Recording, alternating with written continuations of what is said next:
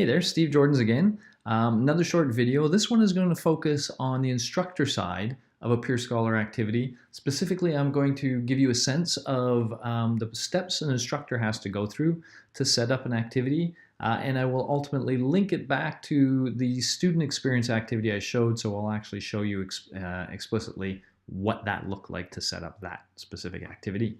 All right, so I'm on the standalone app.peerscholar.com, and so these first steps you would only do on a standalone, which is to actually physically log in. You would see your various courses, and then you go into the course of interest. I'll go into this one.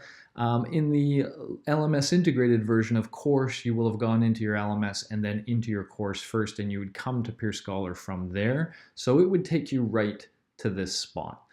In fact, if you don't have an activity yet, it will actually take you to the spot I'm about to go to when I press this Add Activity button. So I won't do that right now because I just want to show that here you see any activities that you've already created in the past. And these are, for those of you who watched the student experience video, these are the 3 activities I created for that video. But I'm going to jump in and just create a brand new one. So let's do an add activity. Again, if you come in through the LMS and you've just got peerScholar in your LMS and then you click on it, this is where you'll come. The first step is kind of, okay, create an activity. Couple of choices you have.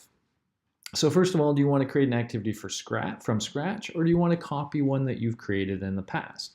This copying option becomes very valuable. Once you've done a few of these activities, you can just copy and make minor tweaks. We're going to do a new activity though. And now the next question is, well, what type of activity? We're going to do a classic activity. Now, a classic activity is when single students submit work as individuals, assess their peers as individuals, and then get feedback as individuals. So this is the sort of classic peer assessment approach. We also have modules for what we call case study and what we call group work. I'm going to create separate videos on these two. Suffice it to know that the case study is a great method if you're worried about peers learning too much from the work they're reviewing, some sort of plagiarism happening. You can in fact have them review across groups and do interesting things that works really well often in case study kind of situations. The group work is as suggested. Instead of working as individuals, students work as groups. The cool part about the group work is at the end of the process, they can anonymously assess the relative contributions of group members. And when group members know this, they tend to behave more conscientiously. And so it really makes the group work activity work well. So again, look for separate videos on those ones. I'm going to focus on the classic activity here. So I'll pick that. And I'll just say classic activity creation. Activity creation demo. I always have to give everything long titles. All right, there we go. So when you do that, when you're creating an activity, there's a wizard to walk you through the steps.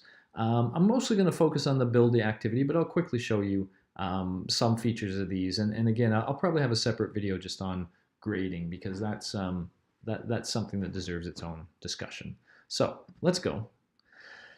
We're setting up the activity.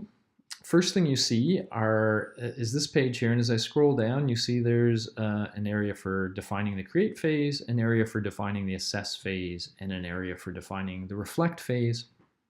It's actually relatively simple. The things that instructors have to do are the following. Provide your students with some idea of what you want them to do. Please do this. Now, when you do that, you can use text. You can also use images, videos, etc. Everything can be embedded right in. So you can produce a nice, rich instruction set to guide students through what you want them to do, what composition you want them to make. And you can also add any attachments that you want to include. And again, as you include attachments, they get remembered. So if you're going to reuse an attachment quite a bit, let's say I want to reuse this rubric, it's right there, easy to add and grab as it is. And if you want to see what you've done, you can always click on it. There's the rubric sitting over there. Okay, that's really it for the create phase. You give them instructions and you give them any resources they need. Now, I say that's it, But let me very quickly mention, over here there's a little gear, and there's some advanced settings for each of the 3 phases. So there are some other things you can do if you want to. I'm not going to discuss them in detail in this video. I'm just going to let you explore and see what's there. I'm going to stick to the common stuff. All right, so that's it for create. Assess. Assess is where things get a little bit more complex. A couple of questions to answer. So a student logs in. How many peers do you want them to assess? Okay, and it can be any number of 1 to 8. We don't go beyond 8 because that's kind of asking a lot of the students. But I often use 6 as an example. If I have them reviewing something that's say 1 to 2 pages, I'll ask them to review 6 of them. But you can set this wherever you want. Whatever works is fine. Now the important part, though, is this next part. So imagine a student logs in. They're seeing now the work of their peer. What do you want them to do with that work? And so this is where you as the instructor get to guide the students as they assess the work of their peers. And you do so by asking them questions. And so there's 8 various tools. I'll just give you a sense of one obvious one might be if you were going to grade this work, what grade would you get? My goodness, would you give it out of, say, 10? And you can say, okay, I don't want anyone to be less than 1, so the minimum mark is 1, maximum mark is 10, use whole numbers only, okay. So that's one of the things they're going to be asked to do. Another very common one, of course, is some sort of constructive feedback, and I'm not going to belabor this other than to just say constructive feedback. And so this is going to ask students to write something. Of course, I would usually say something like highlight a way this work can be improved, and et cetera, et cetera. But you notice we're building these things up. I'm going to throw another one in here for a second, just really quickly, a matrix, where you might say consult the attached rubric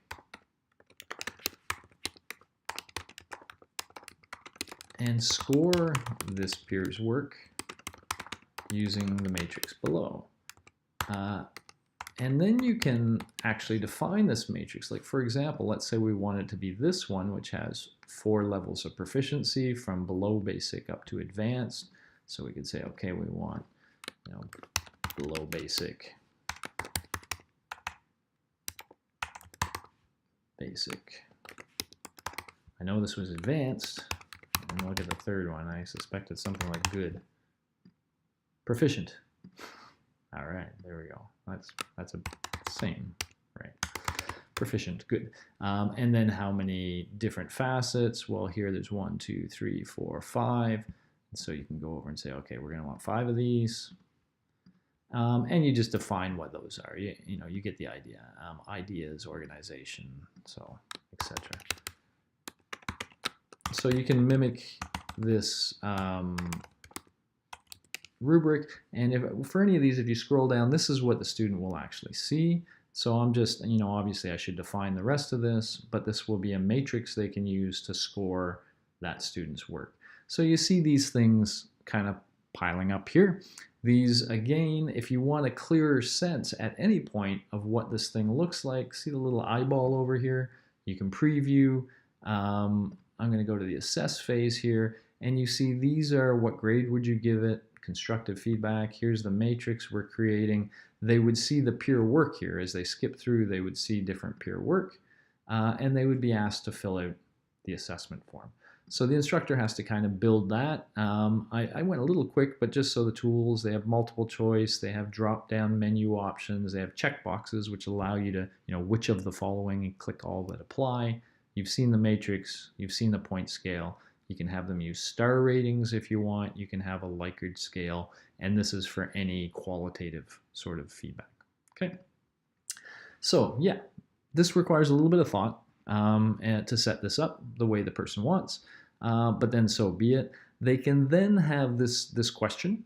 Do they want self-assessment or not? So after the person has reviewed their peers, do you also want them to review their own work? Which is very good for metacognition, to kind of enhance their metacognition. So I would recommend yes. If you say yes, Then you can decide, do you just want them to treat themselves the same way they treated their peers, answer the same questions?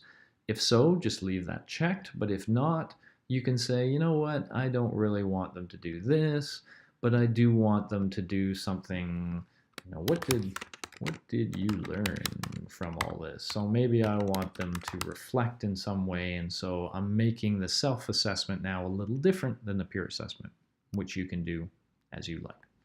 Instructions are auto-generated, by the way, based on what you set, but if you want to edit the instructions, you can go ahead and edit the instructions. What you may find, though, is that they're perfectly fine for what you need to do, so you might not need to touch them. That's it for the assess phase. Finally, the third phase, you've got a couple of questions. First of all, are you going to give them the option to revise their work and resubmit it? So keep that as it is if you are. Toggle it off if not. Do you want them to assess each piece of feedback that they see? If so, keep this on, and then using that same toolbox, what questions do you want them to think about while assessing? So the same process we described above, and again, the instructions are auto-generated. So really, that is it for setting up the activity. That's all that has to be done in terms of actually defining the activity itself. From there, the next steps are just to, if we continue on here, to define when you want each phase to open and close. You've got a couple of choices. You can manually define it, so you can literally just open them and close them manually if you want, which is often handy if you're doing this, say, within a class and you want 15 minutes for this and 15 minutes for that. But if you're doing it outside of the class, you often just want to schedule, I want this to run from these dates, and you can get right down to the time level if you wish. You can also allow late submissions if you wish in these various phases. Okay, and so once this is set, and let's just continue on just to kind of say this one's going to take over from there, and then this one's going to take over from there. Oops, sorry, confirm. There we go. And I could say, sure, I'm going to allow these guys to submit late. I'm going to allow these guys to submit late. That's all fine. All right. I knew there was something wrong because this wasn't lit, and what I have here is an overlap of a sort. So I'm going to confirm that. There we go. I had a date-time overlap, so that's why this wasn't lighting. So I can continue on here. This last step is where you define how you want the activities graded. There's a lot of power in this little grading tool, which is why I think it deserves a video in and of itself. So let me just say for now, when it comes to actually setting up an activity, they can come back to this. The instructors can come back to this later. They don't need to set up the grading before the activity begins. They can do it before, during, or after. Okay, so I'm just going to save and close. The activity as we've just laid it out is ready to go. Okay, now just to kind of give you a sense of a more populated one, let me actually go to the activity we used in the student experience demo, and I'm just going to edit this activity now. And just so you see the populated version where the instructions are there. These are the assessments that were laid out specifically, the self-assessments. We had revise, submit, we had assess feedback, and we had all this on. We also had something called additional assessments, and I'll mention that quickly. You see the little 4 over here. The additional assessments, if I pop it up, these are questions, additional questions you can create, and then you can attach them to a phase. And what that essentially means is that at the end of that phase, once students have done the primary task, so for example, in the create phase, the primary task is submitting their composition, but once they send that, once they've done that, you can ask them a couple of questions on the way out. You can ask them as many questions as you want. Here we've got a couple of questions, and this kind of reflects how what a reflective instructor might do. They might say, hey, how interesting did you find this? And how many hours did you spend researching and creating your composition? So I might like to know that as a prof, and I might want to ask them. And so I've created these questions. They're going to be asked right after the create phase. Here's an example of a research thing where I'm saying, hey, I'd like to use your data for research. Is that okay? And I give them a drop down to either opt in or opt out. attach that to the end of the assess phase. So after the assess phase, after they've done the assessments, we can prompt them, etc. So these are just, another option you can have to get a little more information from your students. It's useful for research. It's useful just for self-information. It can also be useful, by the way, in this case, by the way, in the justification of revisions. It's actually part of the activity. So after students have revised their work, I use these additional assessments to get them to justify the revisions they made. And so this pushes them one more time to think critically and rationally about their experience. And you can do that, okay? So you can explore some of these things over here. Again, that's it. That's the activity that you saw on the student side. And that is what's involved in an instructor setting up an activity. Okay, so hopefully this is enough for you to start getting your hands dirty and jump in. Once you create an activity, you'll get this dashboard that, as the activity happens, you'll get to see some information about what's going on. You'll know what phase you're in as it goes. You can edit the grading at any point, go into the grading, etc. All sorts of things you can do from this panel, but again, that sounds like a subject for another video. Alrighty, that's the instructor side. Thank you very much. I will see you in another video soon, I hope. All right, bye-bye.